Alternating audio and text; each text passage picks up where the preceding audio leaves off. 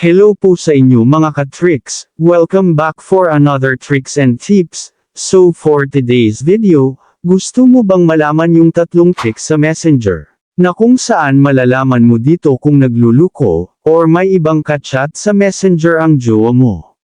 So kung duda ka sa jowa or partner mo na may ibang chinachat sa Messenger, or may kalokohang ginagawa, ay keep on watching and let's get started.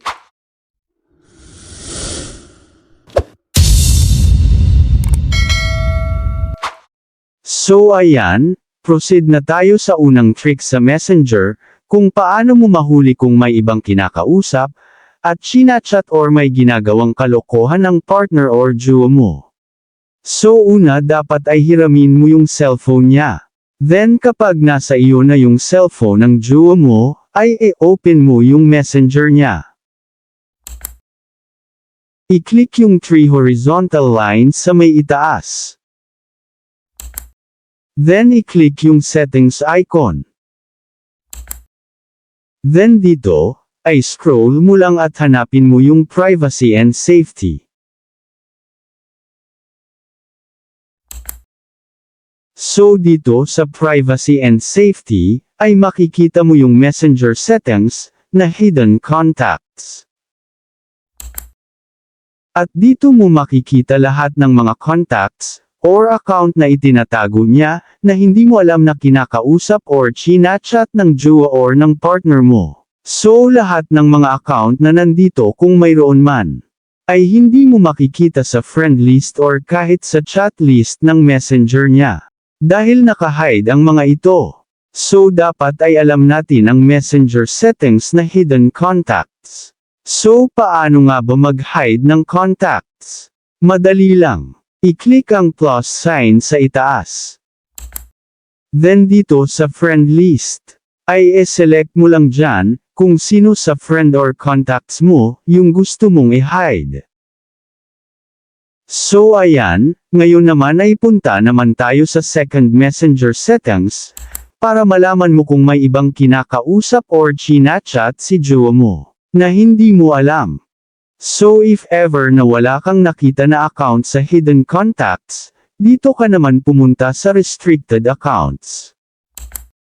So ayan, nakalagay dito sa akin, no restricted accounts. Dito sa restricted accounts ay pwede mo din itago ang mga accounts or contacts mo. Kailangan mo lang i-restrict yung accounts. At ang malupit doon, ay pwede mo sila i-chat, or kausapin dito mismo kahit naka-restrict yung account nila. So paano nga ba mag-restrict ang account? I-click yung icon na may plus sign sa itaas. At dito ka mapupunta sa friend list mo. Then select mo lang yung account na gusto mong i-restrict. Then i-click ang restrict. So ayan, dito sa restricted accounts pwedeng itago ng jowa mo, yung mga accounts ng mga chinachat, or kinakausap niya.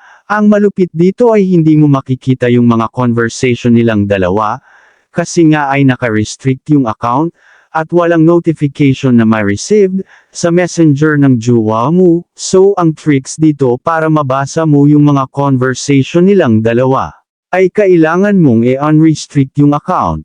I-tap yung account. Then i-click yung unrestrict.